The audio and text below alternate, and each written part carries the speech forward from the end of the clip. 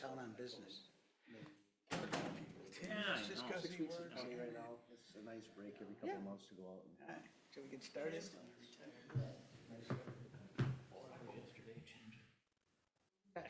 Bearings and Good evening, it's 6 o'clock, we'll call the meeting to order.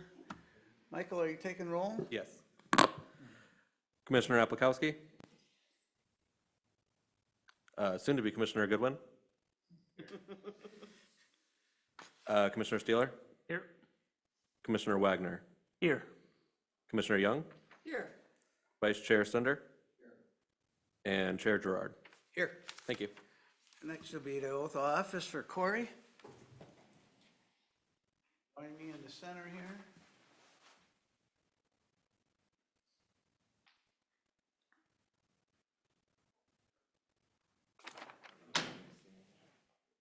Wherever Abby tells us.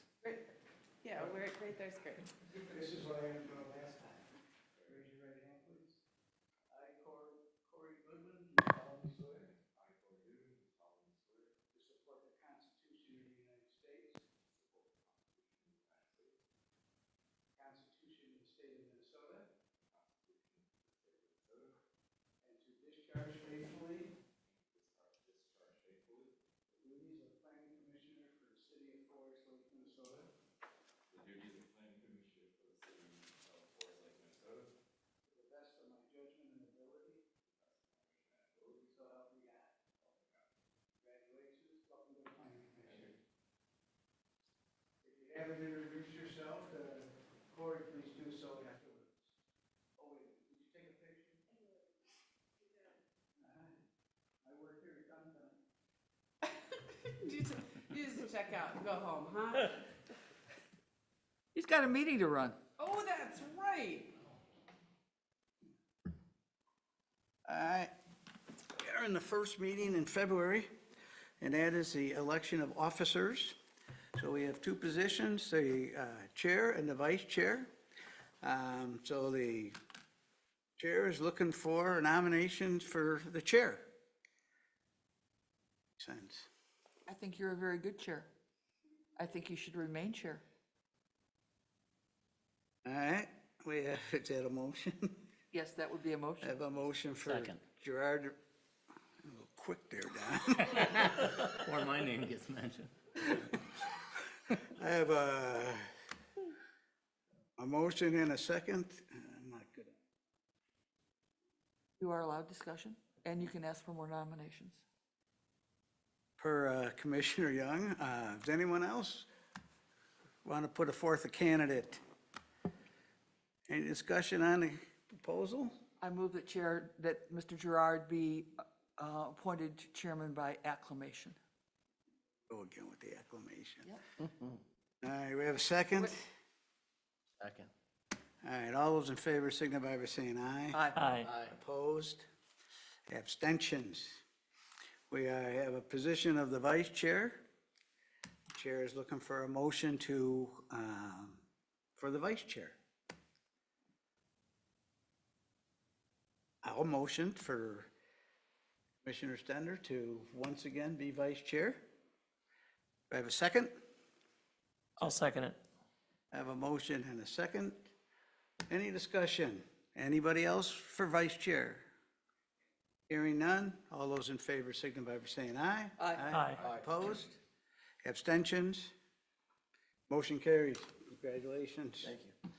I do want to remind the commission that I'm on my last term, and it would be good for someone else to slide into this role. So as you're basking on the tennis court, or driving their three-wheeler around, or watching someone play hockey,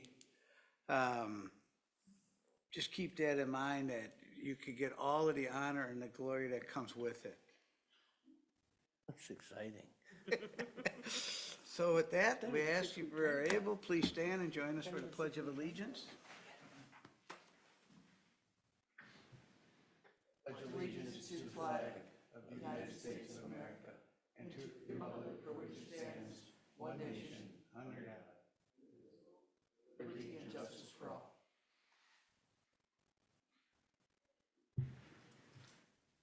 Chair is looking for a motion to approve the agenda as presented or with changes. Move to approve?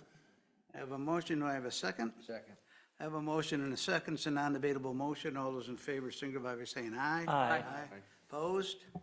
Abstentions? Motion carries. We've come to the open forum part of our meeting. If anyone in the attendance this evening would like to address the planning commission on any matter, we ask you step up, state your name and address for the record, and then spend a couple minutes giving your thoughts. Once we've heard from all parties, we will close the open forum and move on. So with that, does anyone wish to speak at the open forum this evening? Is there anything to be read in? No, sir.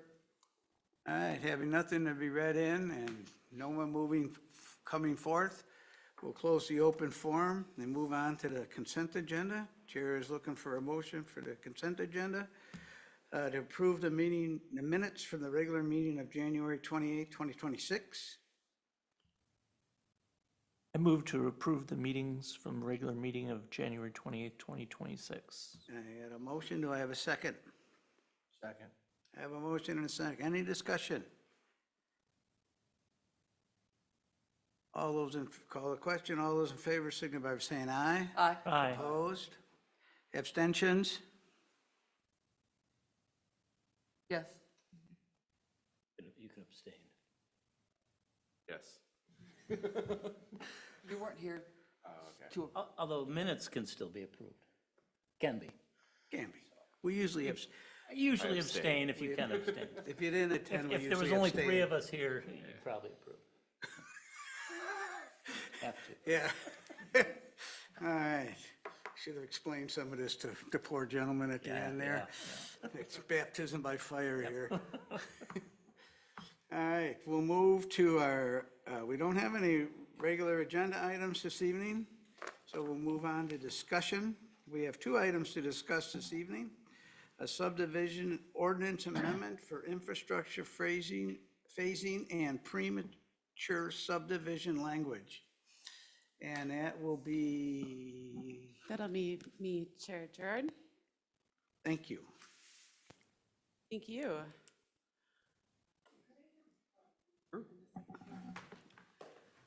Chair Gerard, members of the commission, thanks so much for stalling, obviously. Last year, the EDA had engaged with a consulting firm to help the city in a couple different ways. One of those ways was to determine an alignment for Headwaters Parkway. So folks might know that Headwaters Parkway is Highway 61, Headwaters Parkway. It kind of just dead ends at the end of the Hidden Creek development that's being proposed and would continue through to Hidden Creek South, which you'll see in a couple weeks. At that time, there really was no determination of where the parkway alignment was going to go in relationship to how it was going to connect with Elmcrest Avenue. And so the study that the EDA did was to determine a preferred alignment for Headwaters Parkway, and then also look at opportunities for infrastructure phasing. So the ideas, the analysis of whether or not the city would like to have language in its code to allow for the potential of infrastructure phasing. So tonight before you, we're going to talk about proposed subdivision ordinance amendments related to infrastructure phasing and premature subdivisions. However, the Headwaters Parkway alignment, the city council did look at a preferred alternative, has determined a preferred alternative. I should have included it in the packet for you for reference, and I can email it out afterwards. For all of you, that does show how Headwaters will connect with Elmcrest Parkway. But tonight, for your just comment before these ordinances are, the ordinances brought before the planning or the city council are 2 policy-based questions that we'd like the Planning Commission's input on. One is premature subdivisions, and the other one is infrastructure phasing. So when we started to look at infrastructure phasing and premature subdivision, or when we started to look at infrastructure phasing options, we learned that our code has what's called premature subdivision language.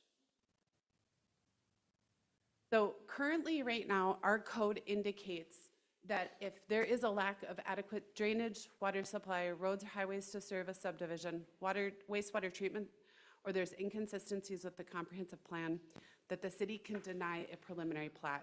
Additionally, the code already indicates that if public improvements such as recreational facilities cannot be put in 2 years, or if a proposed subdivision is inconsistent with environmental review, we would not approve a preliminary plat. This language, as it's written right now, is in the code.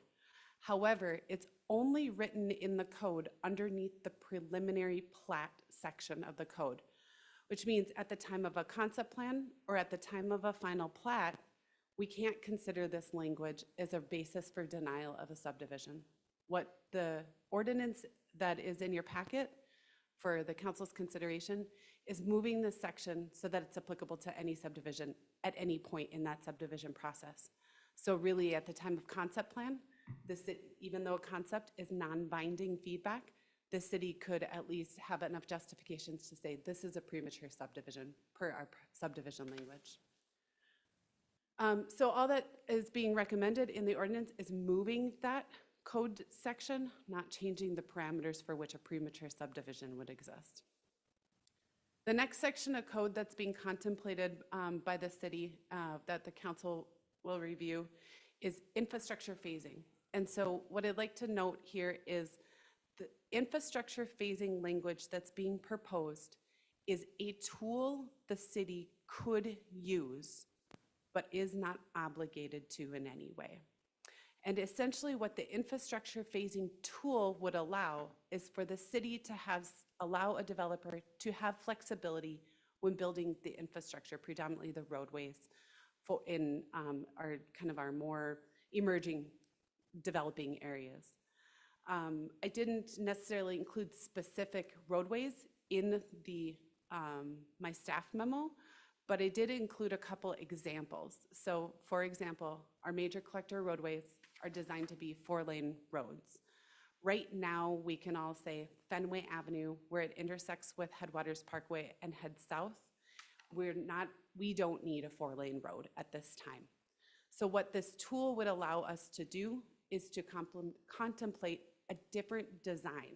So that design could be something as simple as the developer builds half the road, and we live with a 2-lane road on the west side until the east side develops, or even a reduced roadway design, whereas then when the roadway needs to be replaced in the future, it could be replaced into a 4-lane road. The infrastructure phasing language that's being proposed would only make it available to our major collector roads, very much specifically listed out: Fenway Avenue North, 180th, 190th, Harrell, and Imperial Avenue North. The intent of this really is for our what are to be big roads someday, that right now we could potentially contemplate smaller roads for the here and now, kind of that right size approach. Some parameters in which the city could consider this is it needs to be adjacent to or contiguous land that's already developing or developed. So essentially, it's got to be in an area that development is already. We're not going to leapfrog, and we're not going to move down to 180th right now if that's not where that development already is. Additionally, it must contain a greater segment of the corridor that's not presently designed or planned for future build-out.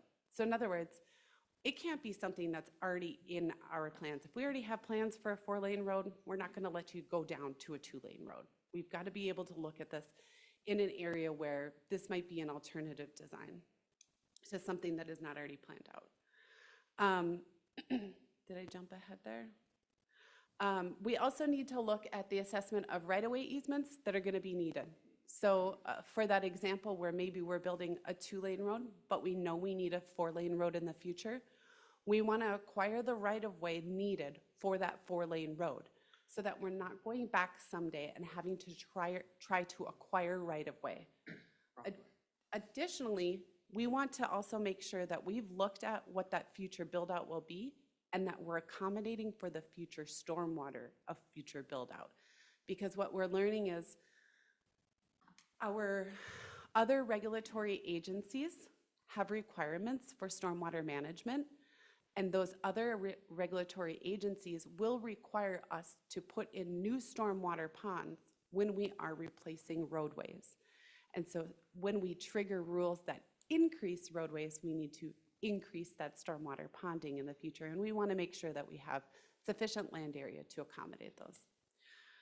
So tonight, this is a discussion item. The intent of this is just to get some planning commission feedback prior to us bringing this to the city council. It is not a zoning ordinance amendment, so that's why the planning commission isn't asked to hold a hearing and make any sort of formal recommendation.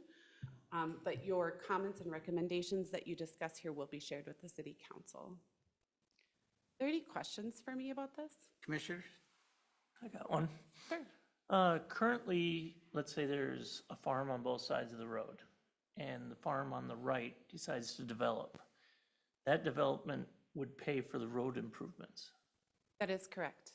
Okay, so the other one would not have to pay anything then? So what essentially we would be doing is looking still at the acquisition of the land that would be needed for half the roadway or such at the time of the other road would end up needing to go in. There is a provision in the city code, so in your example where we have two farm fields or two properties that are adjacent to one another, across the road from one another, we do have provisions in the code that if the guy on the east side, oh, I just did this, but I think I just turned my east to the west. But if the guy on one side of the road is building the road, we could assess costs on the other side as well. So this is a tool that would allow us some flexibility to only maybe require the guy on the east side to build, but when the guy on the west side builds, he builds his half. But we can overlap this tool with the other tool as well to say, you're supposed to build a 4-lane road here, guy on the right, guy on the east, whatever it is. We'll make you only build half, but then we're going to maybe use our assessment tool to assess the other half to the other side. So again, it's allowing for that flexibility, but not requiring it. Okay, thanks. Other questions? Commissioner Young, can I help you in any way specifically? I've got a lot of challenges with this, a lot. And it's because if we don't learn from history, we're doomed to repeat it. And I've been hanging around cities and counties and public works for 45 years now. And we have examples in Forest Lake of places where we knew that there was going to be a large road, and we said, well, it's okay, just build what you need for you. And we'll get to it when it's needed. And in the way of all cities, we defer the infrastructure improvements, or we say, oh, poor developer, we realize that that would be awfully expensive for you. And so we're gonna say that you don't need to build to the full amount. And then people get really angry because the city doesn't have the resources to do the road. I think of Everton as one, I think of Harrow as another, that we end up with accidents, we end up with unhappy homeowners, we end up with safety concerns, with an inability to get emergency services where they need to go. One of the pros that was listed on the sheet was less impact on the environment. And I would say that building, even if we were to say, okay, it's gonna be a 4-lane road someday, we're gonna make you build 2 lanes to our full depth, base, overlay, et cetera, on your 2.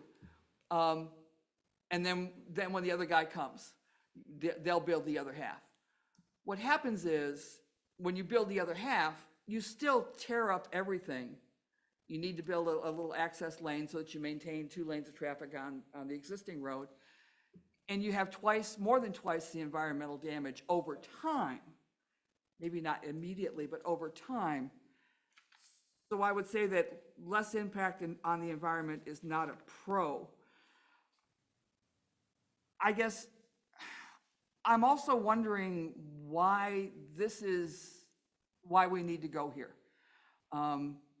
To allow this phasing and not requiring developers to be accountable for the impacts that their business is going to have. One more thing and then I'll shut up. My understanding is that this summer, we've got more development and more building happening than in any year in the last, I want to say 10 or 12, really. Yes, no? It is potential, yes. Did any of that development need this kind of accommodation to happen? No, because none of them are on collector roads. What we are finding, or collector roads designed in the 4-lane, turn lane capacity. Collector roads that are being built at the fullest city standard. Mentioned Harrow. Nothing is being proposed off of Harrow in this development season at this time. What we're seeing in the argument is that the major collector roads, Fenway, Harrow, I think Imperial, Ingersoll, whatever you want to call it, 180th, 190th, that these are community roads and not roads that are serving exclusively the neighborhood that is right there. And that we are asking the development community to build infrastructure for the community, not necessarily for that specific development. And so the directive of the EDA was to look at the potential for using infrastructure phasing as a means to help reduce costs that are borne by those developers. We are not looking at using these tools for internal roads or neighborhood roads. It is just for the major collector roads in the community. So to take a step back though, Abby, we already allow this. Or have I misunderstood you earlier? So there's 2 sections of the code that are being proposed. It would be Hold on, for I'm the, plugging. but for a preliminary plat, do we, So there's 2 sections of the code. The first is the premature subdivision language, which will come up on your screen here in a second. This exists in the code today. We're just moving it to another section of the code. This is the tool the city can use to say, that development's not ready yet, the land isn't ready, you don't have the infrastructure there. It's the thing that helps us avoid leapfrog development as well. The second section of the code, the infrastructure phasing that's being proposed, is proposing just a tool we could use. it's new. It's new. The ordinance language that you're proposing says that any plat being premature shall be denied. And that's the proposed language. So how would this fit in with the shall be denied? In other words, the road is not built out to full standards.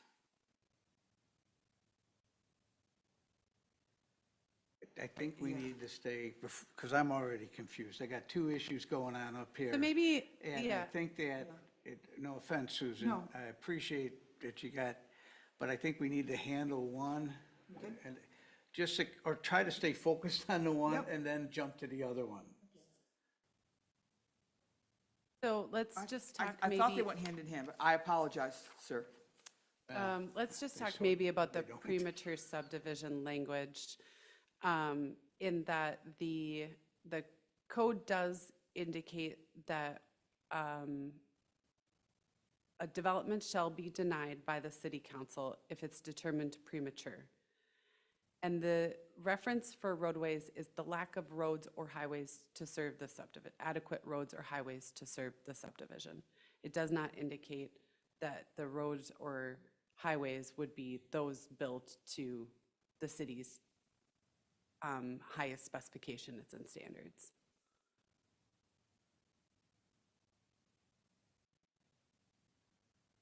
I went back and looked at our comp plan, and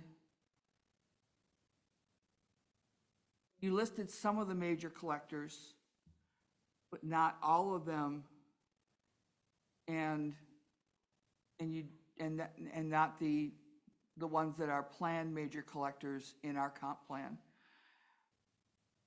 Was there a reason why? I believe I'd have to cross-reference them again, but I believe we are setting the roads that are within the urban service area.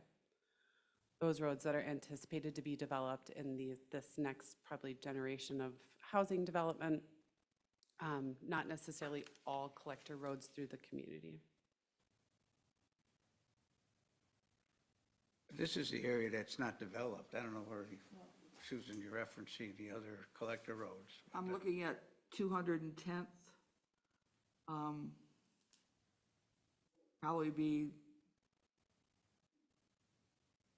we show as a planned major connector, someplace that'd be around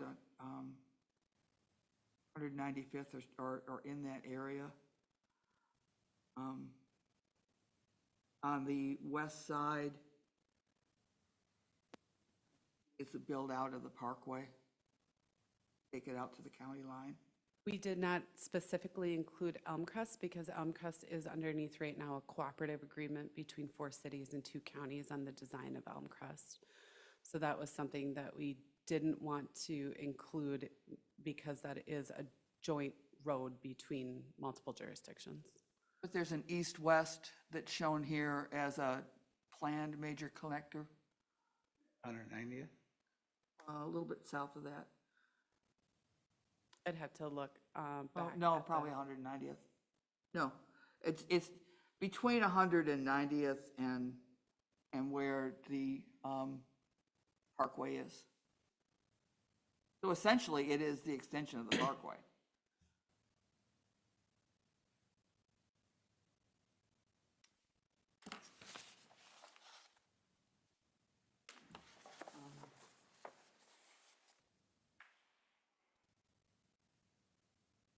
My concern is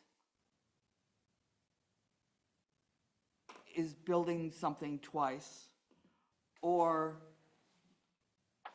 when a develop agreement for the other side is put together, that developer says, well, I think that your existing 2-lane is sufficient for my division or for my subdivision, so I'm not going to pay for the second half of the long planned road. My concern is I understand that a developer would want in the short term to minimize those costs. I completely get that. They go away, and the city is responsible and accountable to its residents who are expecting a better transportation framework, and one that is in our comprehensive plan that is published and well-known as a major collector road. So my concern is I don't want to set the city up for half a loaf when we really are going to need the full loaf, and we know it over time. And I'm just not sure how, to get there, except to hold folks accountable as development comes for the effects of that development.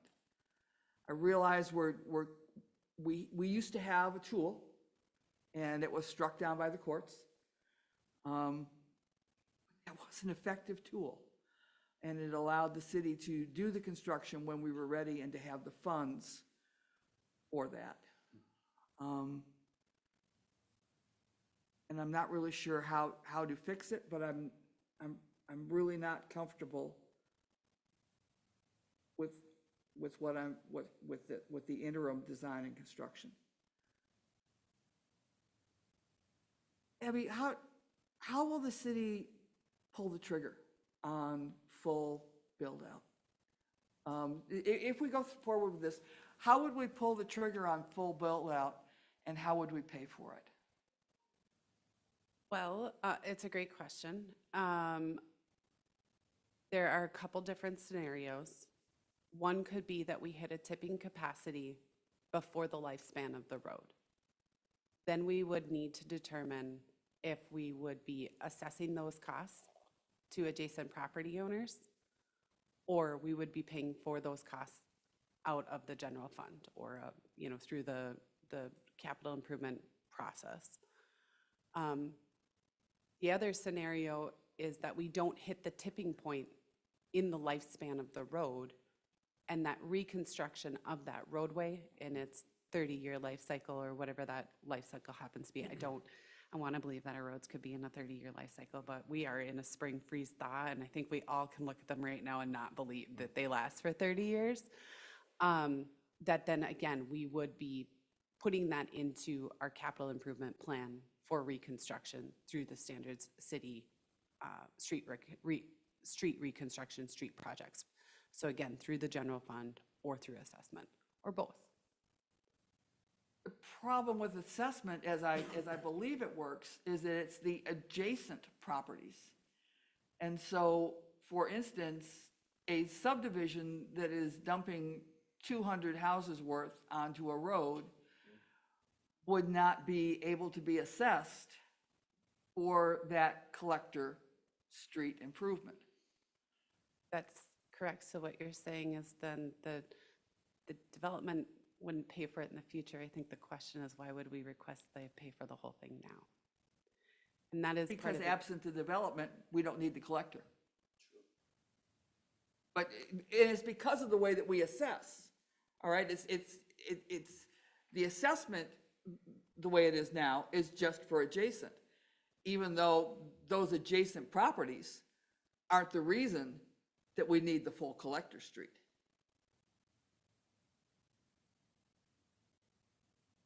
So I'm following what you're saying, Susan, but let me ask a different question. So I have developer A on one side of the street, builds a 2-lane road. Developer B on the other side of the street hasn't done anything. That person develops, why wouldn't we require the other 2 lanes then? correct. Would that be the requirement? There's nothing in here that is a prescription for that. It's a tool to allow us to do that. Right. But I guess what I'm asking is the late to the party developer get out of jail free card. No, I don't think that the anticipation ever was that the developer on the east side would ever get a get out of jail free card. I think we're going to be looking at each of these segments as we go to see what's going to be the best in the long run. But the option right now is the first guy to the arms race is essentially the guy that has to pay for it all. That is the policy right now. We have a 4-lane road south of Fenway, and the burden is going to be on the first person that develops. We don't even have the tool to say, okay, you can do half, because when the guy on the east side goes, or they're going to do the other half. This tool would allow for that.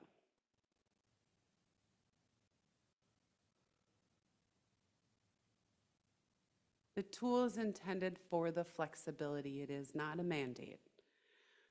But without a tool of this nature, we are in a very prescriptive world where they do need to conform to the city's standards of building the entire roadway adjacent to their property. Personally, I'm okay with this from the standpoint of when I look at those roads and we look at the MUSA lines, a lot of these are a lot of the area is in a 2040 and a post-2040. That's a lot of difference, and Imperial's not even in the MUSA ever. So it's really kind of waving a crystal ball here for 30 years down the road, 20 years down the road. And so from that regard, I don't have any problem with this because I will probably be dead by then.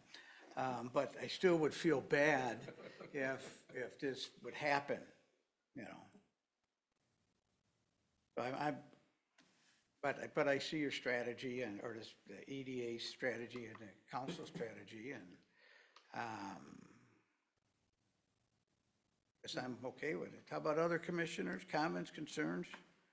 I agree with, the situation you're in is a tough one right now. When I see or think about, this 4-lane road that you're gonna build half of now, I don't know if you, from an engineering standpoint, unless it's a parkway that already has, gutters on both sides and can be done that way, you're gonna be, when you put in the other 2 lanes, you're gonna have to tear up part of that first, for the proper crowning and drainage and all that. And so that if it's that second guy that gets hit with that cost, yeah, I mean, he might not be, he's gonna be paying for more than just half at that time, because probably more than half. But it's a tool to get you closer to where you wanna be. I see what you mean there, and maybe there isn't any other way for the city to get there, to try and disperse that cost between the 2 developers.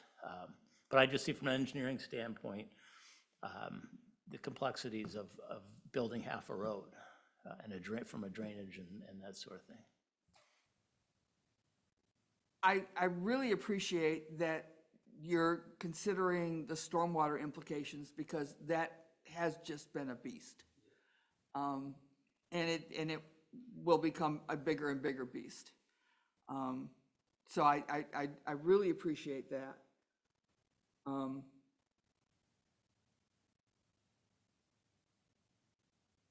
I might suggest, I've got, when, sir, you're at the language on the ordinance, I do have a couple of suggestions there. But I think that for uniformity's sake, it would probably be better to say that it's any collector road that you're going to have development on, and not just do what might be, some attorney in the future might say you're picking and choosing. I would be tempted to have the language be collector roads as identified in the comp plan. And I again, most recently approved, but whatever.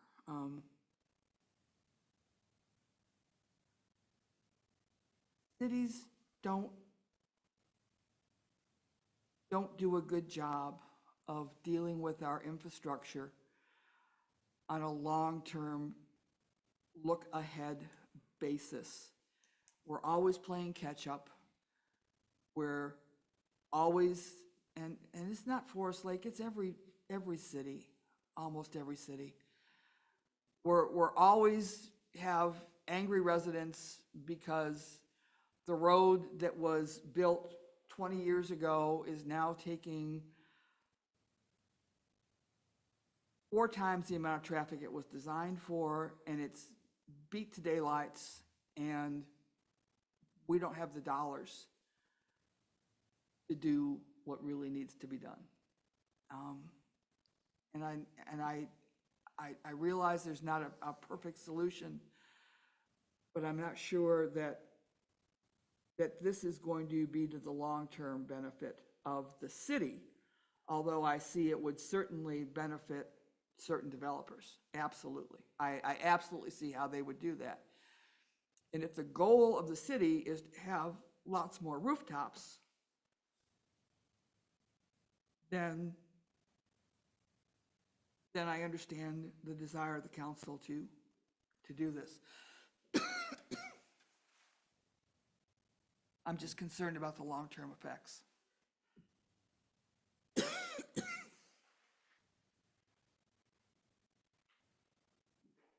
Other comments, concerns, opinions?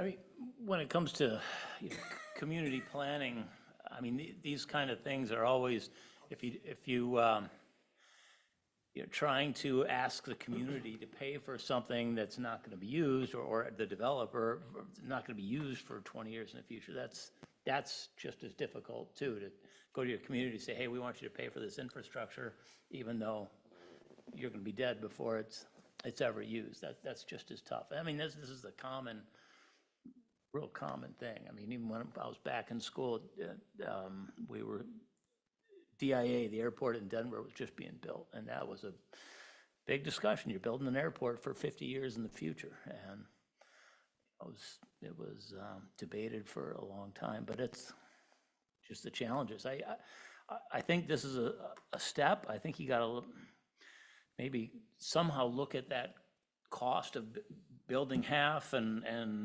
you know, I don't know if you can make that first developer also put up a additional third of what he puts. I don't know what you can do, what your tools are there, but some of that is going to have to be redone when you go to the 4 lanes. It's not just a simple, you put in half, you can just put in the other half. You put in half, and now you've got to do 5/8 of it again, or 3/4, you know, again, just with all the redoing or temporary roads or whatever that needs to be in there. But Bypass lanes, well, whatever, there are costs beyond just putting in the additional 2 lanes, and I don't know if there's any way to try and get that. And it's certainly a better step than asking that first developer to, hey, you got to pay for the full 4 lanes. Abby, is it the intention that if you do the half and half, that the first half would be built to full collector standards with depth of basin, and et cetera? Yeah, the detail of the roadway would still, you know, you'd still have your base, you'd still have your drainage, you'd still have all of that. I think it's probably more envisioned that you would have these divided out, that you are shaping it so that it is sloping, so that someday that other half in some sort of median or some nature, that you don't have as much disruption. But yes, to answer your question, you'd still be building a road to the other fullest specifications of the city. Just with Collector looking- instead of subdivision standards. Pardon? Collection instead of. Our like, engineered standards as opposed to, yes, you would end up building them to the design specifications for road base and the layers, and clearly I'm well versed in that one. It's okay. So this has been great dialogue. I appreciate all of the comments. I will say that some of them were echoed by the EDA as well, of the concern for the desire for development now, the understanding that development does come at a cost, and what are potentially burdensome costs, who bears those costs and when, were things that the EDA talked about as well. The EDA also expressed concern that they weren't sure that we'd want to use the tool, but we're certain that we should at least have the right to be able to consider, or the city consider using this tool. We don't know what that looks like yet, and we never know what kind of creative things a developer is going to propose for us. But this was one way that I think the city council and the EDA had said, let's explore the option to see if we can't help bring down some of the costs of the emerging development in these areas along these major collector roads. So I will share these concerns with the council when we do get this scheduled out. It probably won't be until their first meeting in, potentially their last meeting in this month, or else their first meeting in March, depending on how soon we can get this posted and our notification requirements. I'll share all the concerns with them, and I'll keep you posted where that goes. Oh, we covered the other half, premature subdivisions? Yeah, I mean, if you want to go back to that premature subdivision language, we're not proposing changing, we're just proposing moving it. And so I think that this is a tool that we should not strike. This is the tool that we can use to say the development that we keep kind of getting inquiries on 180th, 190th. It's not time. We're not going to leapfrog. We want to have systematic development that's uniformly kind of advancing our infrastructure. This is that tool to use, but I think that we need to be able to make this tool applicable to any point in a subdivision, not just at preliminary plat, so that any developer sees this right up front, and we're throwing this out there right away, as opposed to getting to a preliminary plat, having quite a bit of expense, engineering costs and such for us to say, well, that's premature.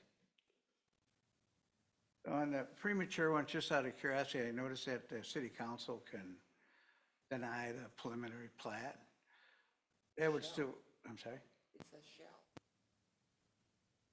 May deny if it makes one or more findings, blah, blah, blah. Anyways, does that come through us with a public hearing first? Or Yeah. Yep. None of that changed there, just a final say? It would be a recommendation like typical plats are. That is correct. Okay. So right now, the only thing it's changing is currently it is sitting in section 152.074, approval or denial of a preliminary plat. And then that language is there. What essentially it's doing now is it's adding its own section in the subdivision regulations that just says premature subdivisions are prohibited.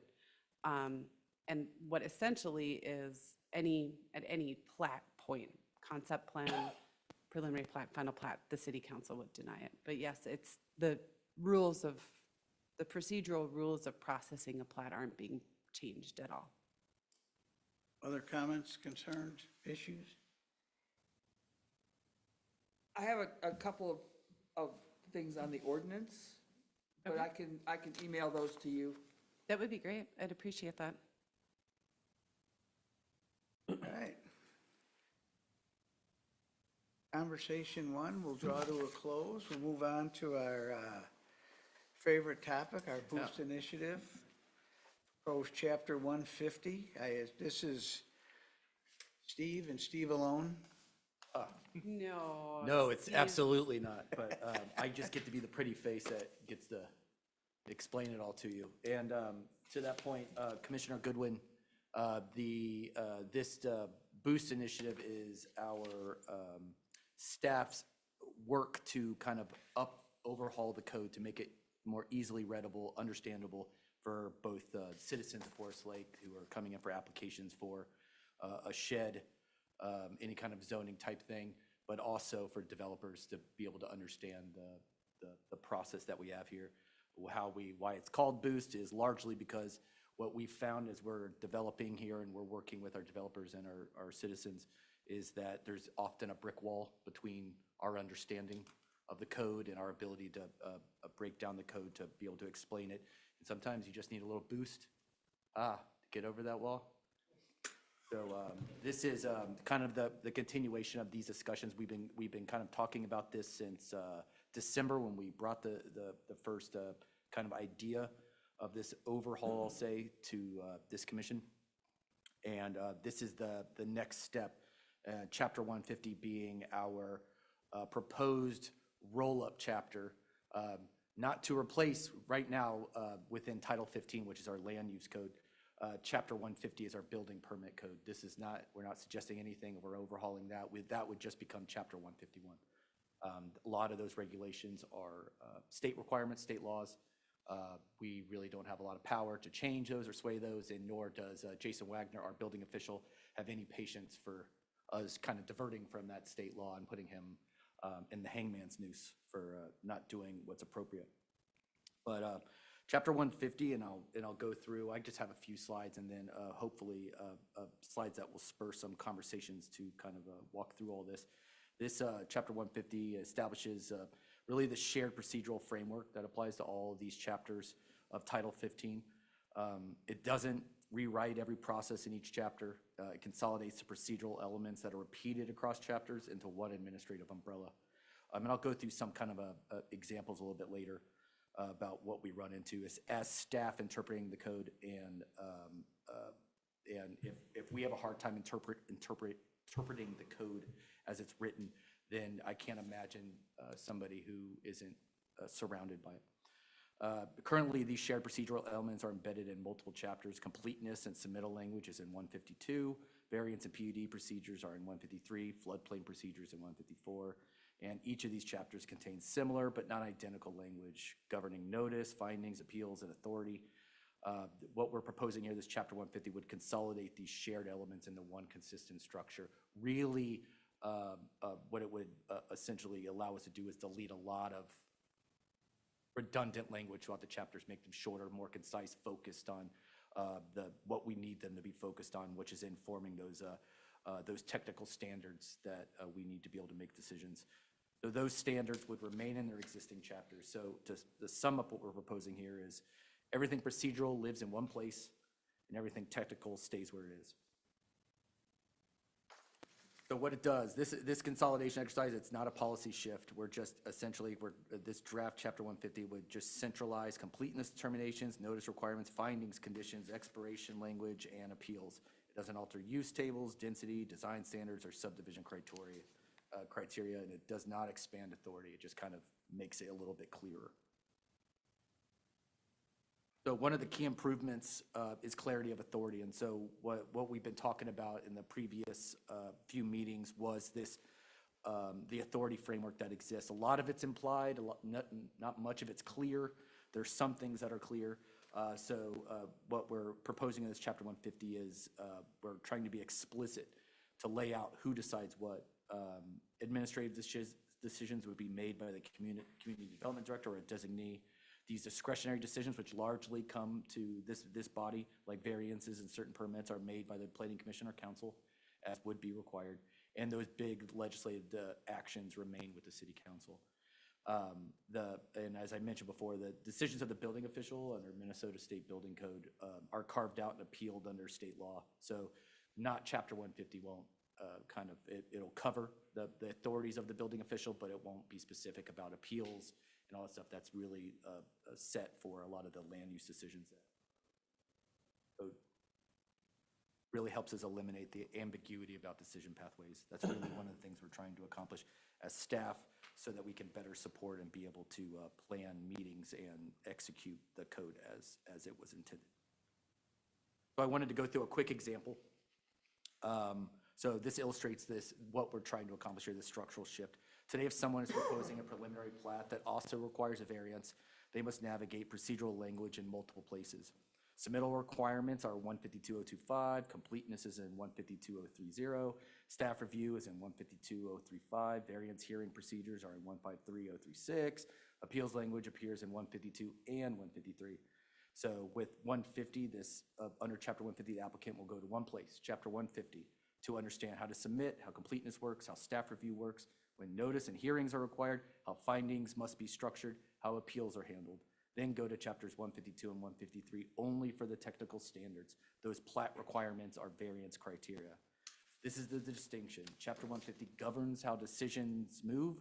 Chapters 152 and 153 govern what standards apply. The standards remain where they are. The shared procedural language is centralized. So just kind of spurred discussion, and some of these questions were in your packet, as well as this proposed language. And really what we're trying to get to is this first question is more structural. If someone unfamiliar with our code opened chapter 150, would they understand how a building or development decision moved from application to final action? Does the chapter clearly walk through application submittal, completeness, staff review, hearing requirements, decision-making, appeals, etc.? We're not asking whether you like every word. We're asking whether the process is understandable. And that's really what we want to bring these larger notes back and then be able to go through the verbiage of what we're putting in and be able to change kind of the language as we're looking at it.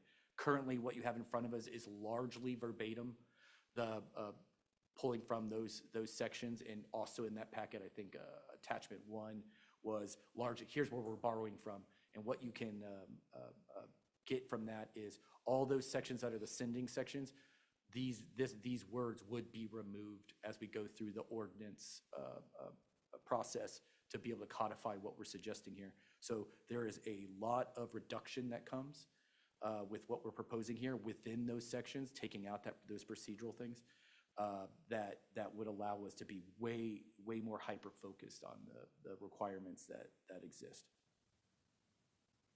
So I know everybody studied this all weekend when we got it to you. And we made sure that everybody got it, and there's a lot of things. So with this first question, are there any kind of comments about how things flow right now with 150? What's missing? What should be added?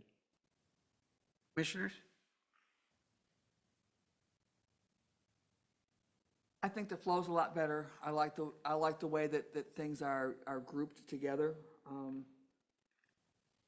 I think that and I tried to pretend I was reading it cold, as I'd never seen before.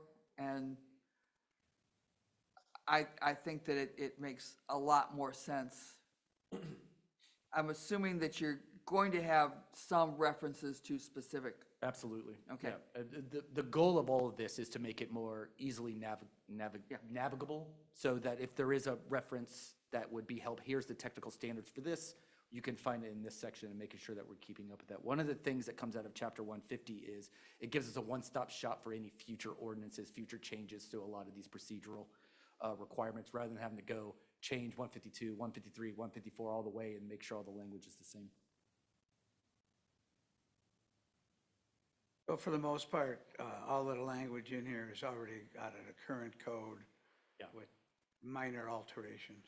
Yeah, we tried really hard, and there's not really had a lot of, some of the language may not be boosted yet with like the kind of the readability. We were really working hard to try to make it one-to-one, but as we were developing it, some may have been kind of like some more simpler words were introduced because it was, instead of pulling a big block. But there will be sections as we go into the ordinance that we're taking one half of a chapter or one half of a section and keeping the procedural or the technical requirements there, because the procedural was like the opening sentence of something, but it's, a lot of it was replicated throughout sections.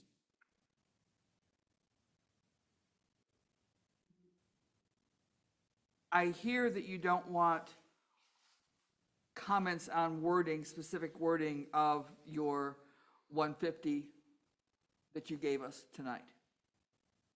Are you going to want that in our next meeting? or- Yeah, I think, so what was, so, and the community development director, Abby, and I were having this conversation of what's next. And really what we want to do, and this really comes down to, I don't know if it'll be in 2 weeks because we have a couple public hearings that would be there, one being a subdivision. But ideally would be the very next meeting, bring the ordinance, bring that language. This is what we're suggesting, and then the next meeting be the public hearing on that language as we go forward to the city council, or whatever that process would be to finalize this language. But that would be essentially the last meeting that we would have in March. So we would have one meeting before that for us to review it, and then the following meeting be the public hearing? Yeah. If that works with the commission, if that cadence doesn't work, then we're happy to be as flexible as possible to make it is. Everything works with the commission if it keeps us moving forward. I like that. Yeah. Make T-shirts. Let's not go wild. So, yeah, and I think that once you send it, if it's going to be out in a couple of weeks, it'll be, as we did with the definitions, and some were on the commission and some weren't, we got, I don't know, 300 definitions or something, and a lot of us just sent the emails ahead of time to staff and say, here's where I think these ones need some fixing. And then they were able to, I forget the planner who presented. Claire, said we had comments on this. Here's what we've changed. Does that work? You know, and then boom, boom, boom, boom, boom. Because a lot of times, you know, one of my jobs up here is to make sure everyone's heard, but also to keep moving forward with the meeting. And that's why I look forward to moving down to the end of the row at some point. And then I don't care if the meeting moves forward, because I can just kick back and enjoy it. But that's part of it, though. So if we can send comments, it's always welcome to send them on a city email, because none of us want to get our private emails subpoenaed. Not that mine are very interesting, you know, it's land end ads, BISPA, it's pretty boring, so. Any specific comments on this tonight to give direction to staff? I have some additional questions, just real quick, too, to kind of go through so that we understand the path forward. But one thing I wanted to mention, you brought up definitions, is I believe the last meeting, we talked about what responsibly means, or responsible, and I made sure. So we take the feedback and we include, I believe, that we worked with legal to define what that was per Commissioner Young's challenge.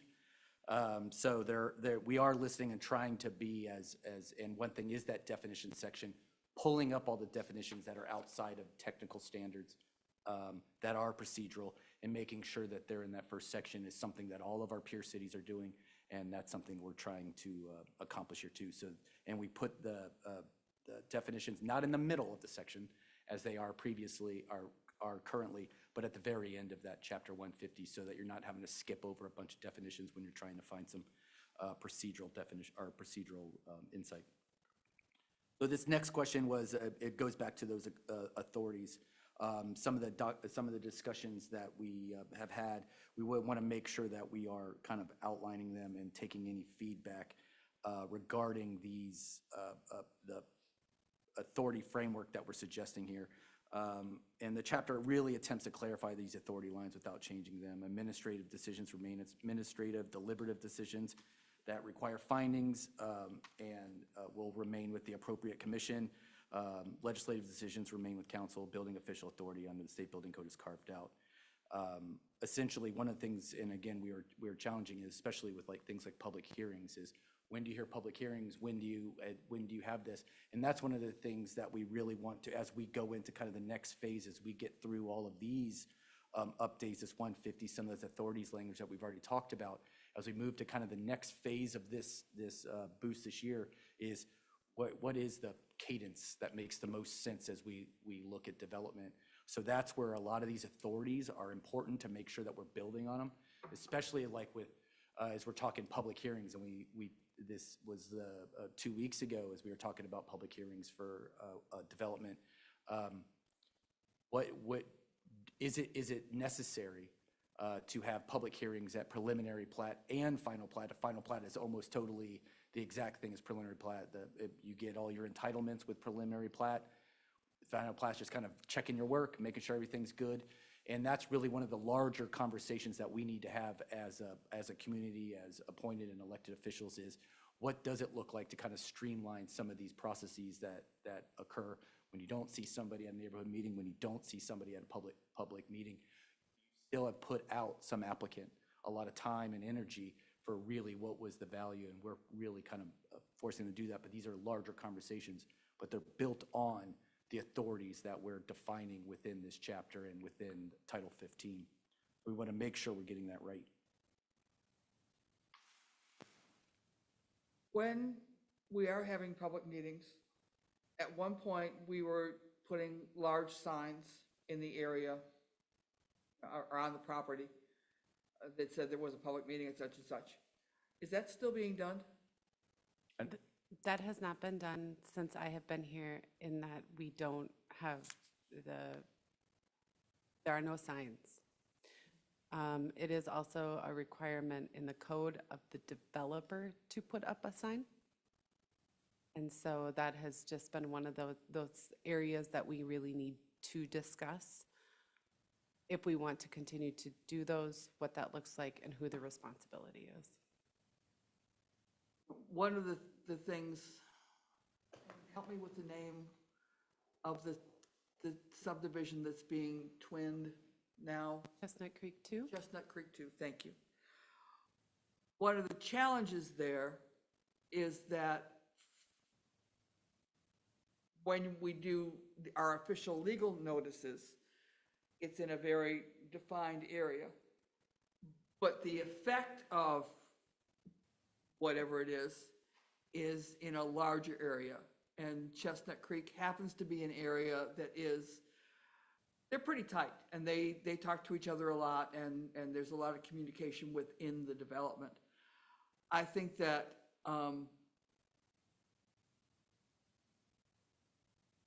having a public hearing earlier, had to have just one as early as possible, Because then if there is some outcry or there is something that was missed, you haven't gone through a huge amount of the process and catching something at the end.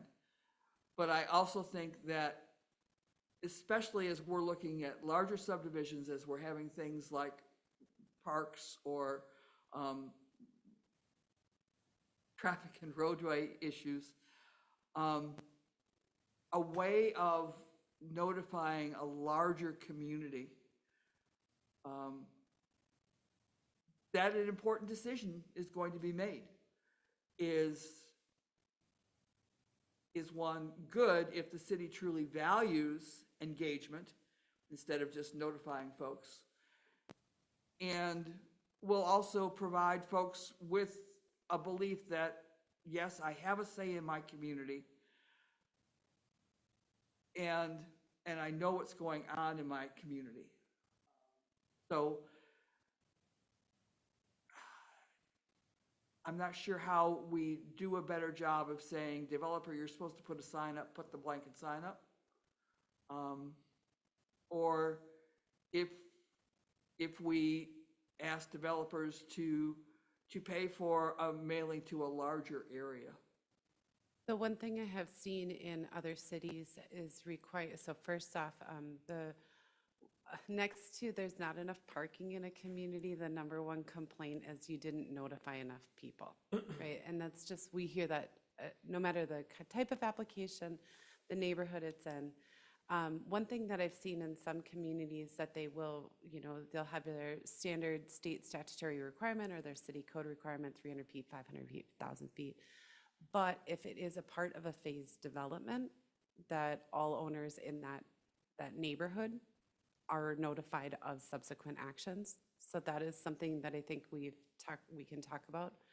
The other thing too is the city's neighborhood meeting requirement. We require neighborhood meetings for a lot of things that affect residential properties, but we don't always require them early enough. And so, for example, in our subdivision platting process, so Chestnut Creek 2 is a two-phase development. It was a planned unit development that started 10 years ago, and the second phase is coming back.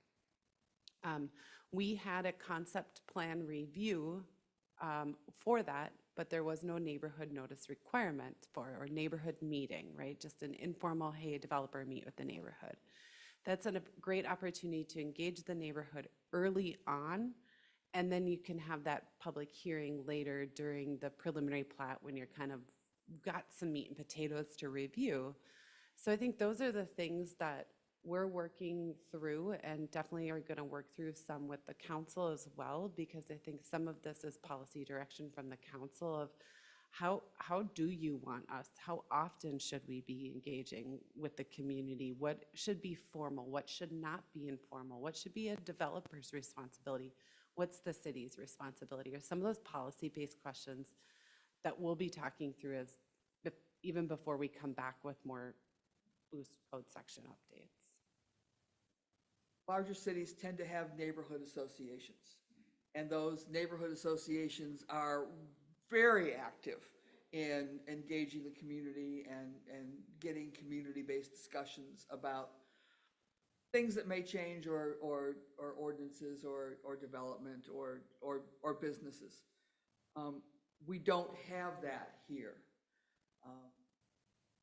And I think that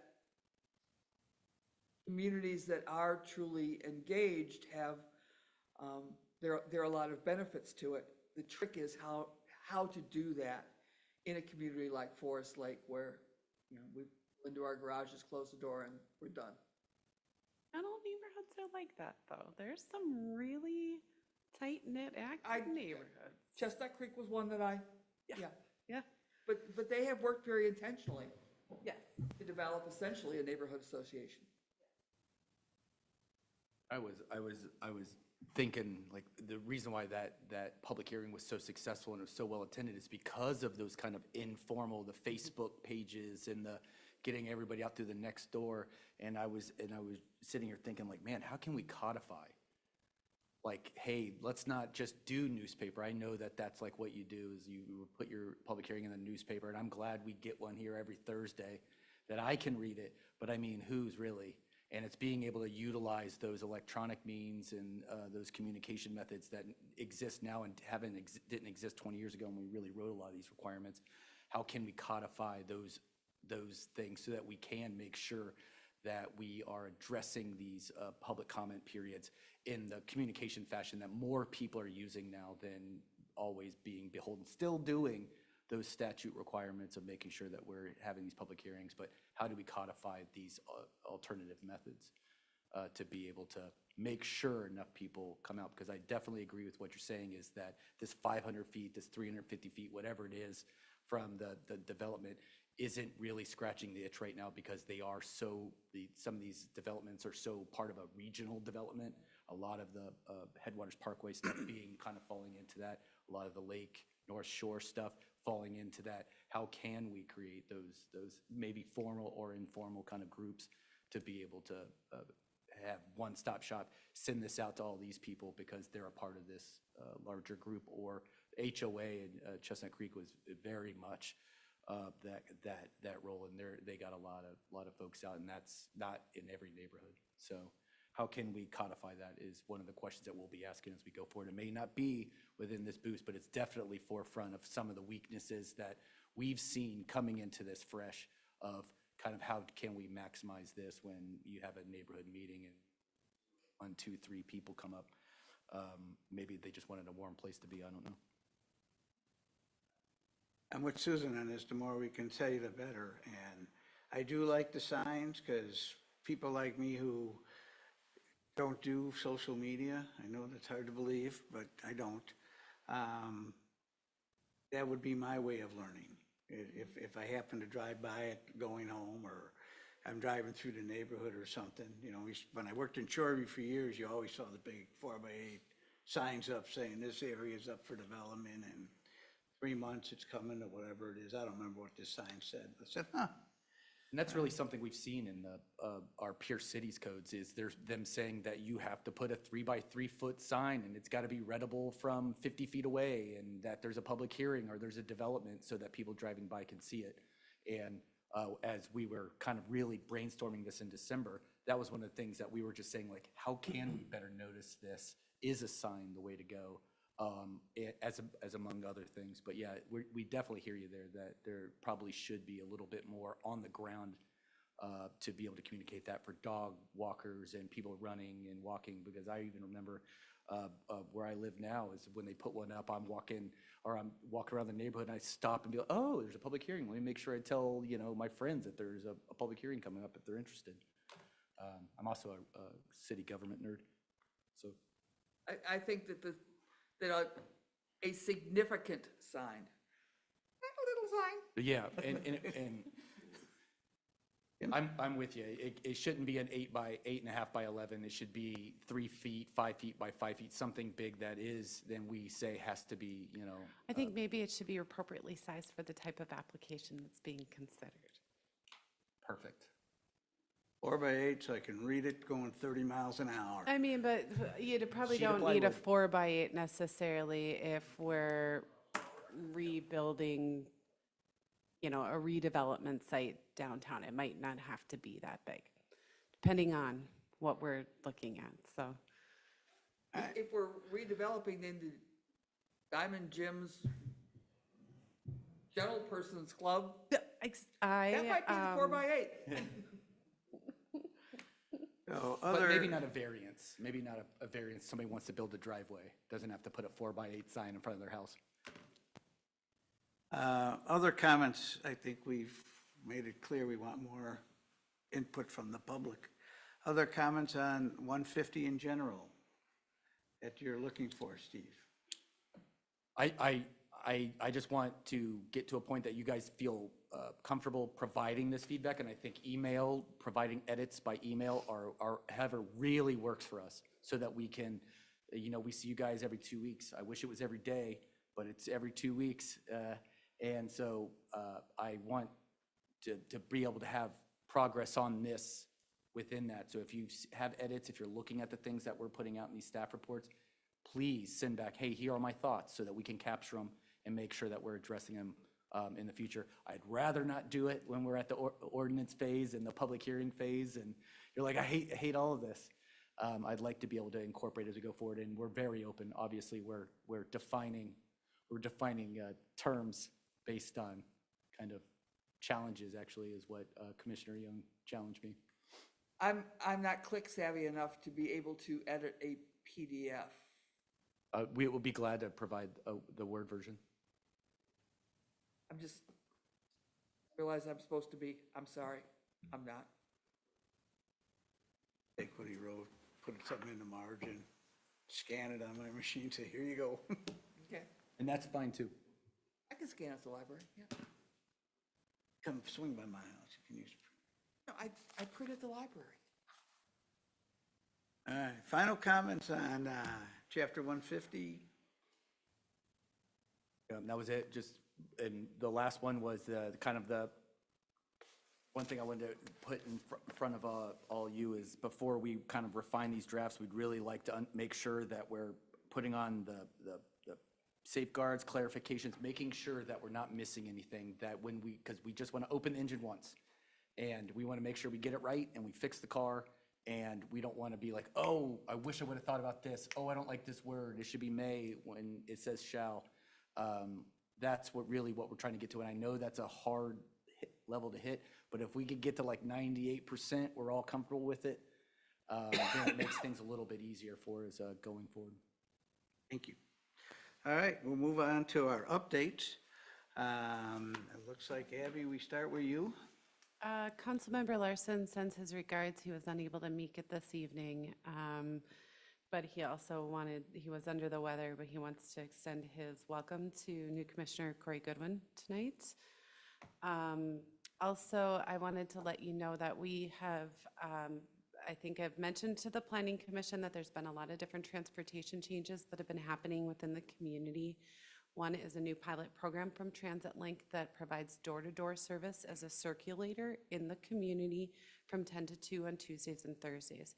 It hasn't been well marketed right now. It was kind of intentional because they didn't want a huge rush. In its first week of service, they had no calls for service. Go figure, we do a slow roll, there's nobody using the service. So we are working to try to get information out with our community partners. Additionally, there'll be some potential changes in the coming months to the senior circulator New Tracks on Wednesdays.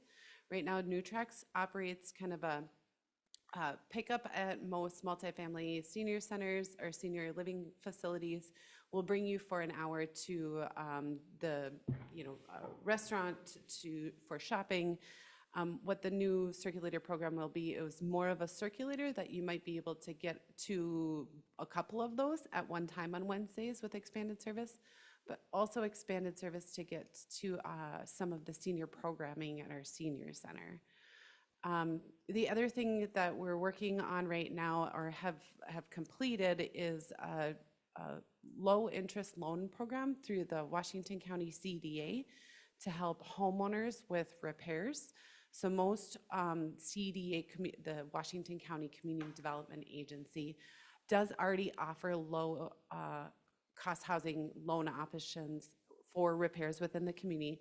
But this new program the city is actually providing its dollars that we get from the state for tax dollars that we get from the state for affordable housing, that we're actually putting those monies into this low program that will actually be able to accommodate households up to 115% of the AMI, where a lot of the income thresholds are 80%.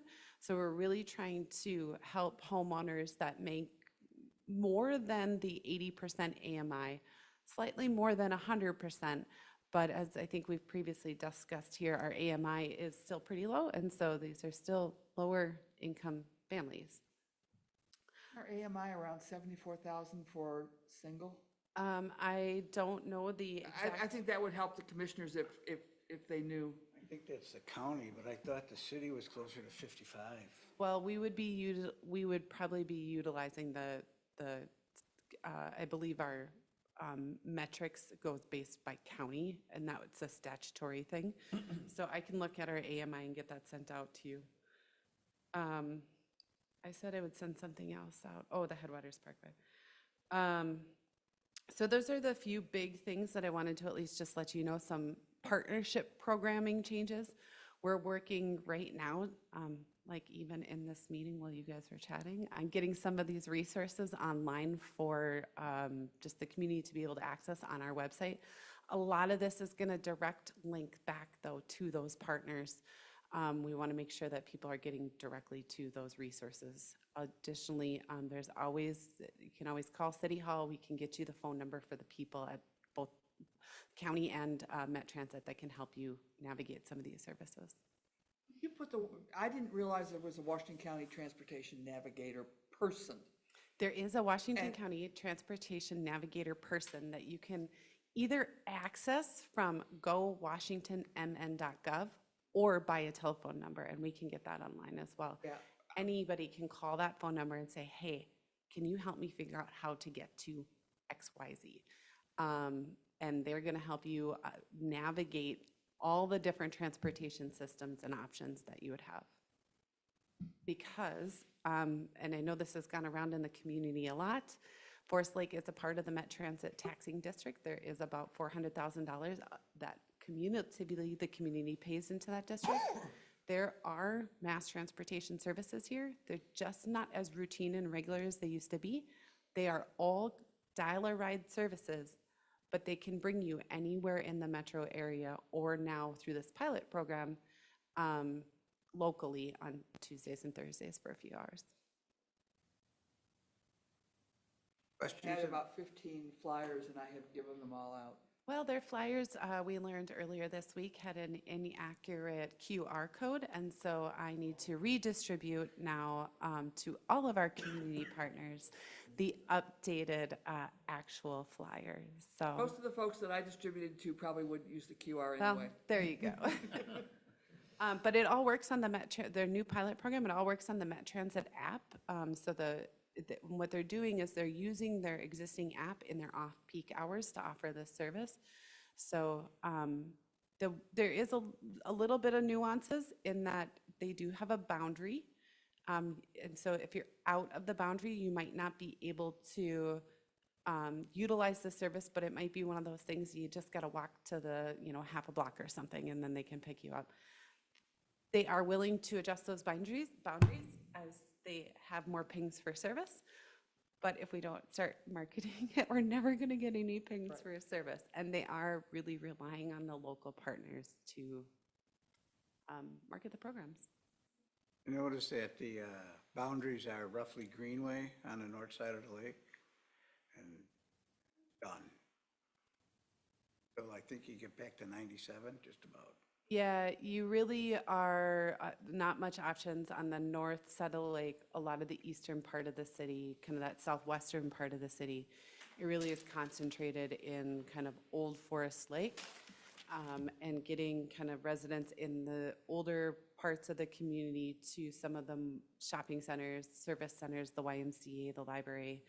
I think part of the program does look at census districts, and those are lesser, those census districts have lesser income than some of the other census districts within the city. Well, it's okay, because we can't get pizzas delivered out there either, so. Not a biggie. Anything else? Any other questions for Debbie? Steven, anything? I've got a few things. One thing is, some of you may know that we are the responsible government unit for environmental assessment worksheet for a proposed addition of a couple docks at Tim's Marina. That public comment period closed last Thursday. We received 29 comments, 29 individuals or agencies submitted comments. Of that is about 130 total comments on the proposed development. We are working with Tim's Marina on those comments. We gave them a letter for some additional analysis that was required as some of the feedback that we got for some of our state agency partners. So as we go forward with that, we'll keep you all informed with that process, because it's as we saw in all the comments, it's some pretty passionate feelings on both sides about that development. So we're working very closely with them to make sure that we are doing right by the city and our environmental responsibilities. And as it pertains to the environment and the value of flyers, one of the commissioners gave me a flyer 2 weeks ago, and now I have been absolutely peer pressured into jumping into that lake on the 28th, and I want, for the 10, 11 people who watch this planning commission, please, it's the winter plunge. It's being held by the Rotary, and I would love for other fools to join me out there. My wife will be joining me, and I've been trying to get convince as many people here at the city to jump into the lake with me for a good cause. We have partnered with our wonderful police department, and we're trying to keep up with some of the numbers that we're seeing with some of the other groups that are jumping. So if anybody wants to see fun, I'm putting this on the record because now I can't back out. So 2 weeks from now will be the last 28th. meeting you'll see me. Yes, we'll be there the 28th. Will be the last meeting you see me that I'm not a frozen popsicle. So wish us all luck. Questions to Stephen? Michael, you've been a little quiet this evening. Yeah, I'm going to keep it that way. Nothing for me. Tim? Yeah, buddy. Susan? Dan? Jesse? Nothing. Corey? Happy to be here. Yeah. On behalf of the Planning Commission, welcome once again. We look forward to your input and your knowledge as we move forward. And I think that you have some training to go through, I believe. Is that correct, Abby?